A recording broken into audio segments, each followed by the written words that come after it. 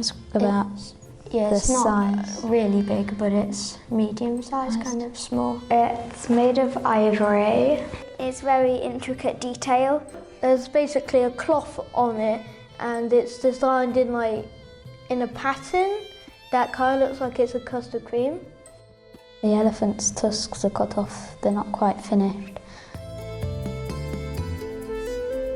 Murshidabad, where they were made, is a renowned old centre of textile production as well as metal and ivory working. These are some of the best examples of that. Ivory is one of those materials which it is easy to carve onto. It would have taken an artist quite a long time and an awful lot of patience, an awful lot of focusing, an awful lot of attention to detail to make a piece of work such as this. One slip of your instrument and it...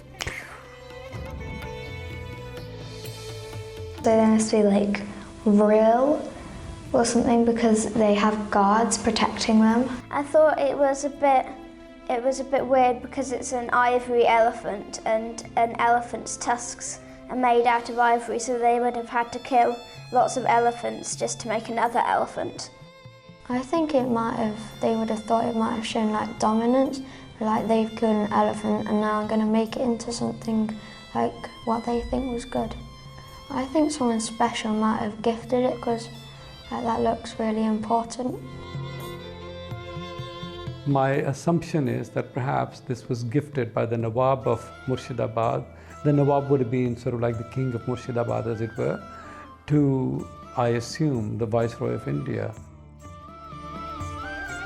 The majority of elephants in India were and are used as working animals, but they were also used by Indian rulers long before the British turned up as ceremonial and hunting animals. And just as they picked up tiger hunting as a way of saying we are elites comparable to the old ruling elites of India, so a British pick up the use of elephants for ceremonial purposes. So the 1903 Durbar has huge elephant processions. In giving it to the Viceroy of India, it's a recognition that he is also the sort of authority, the sort of important figure who would exercise his authority also through riding an elephant.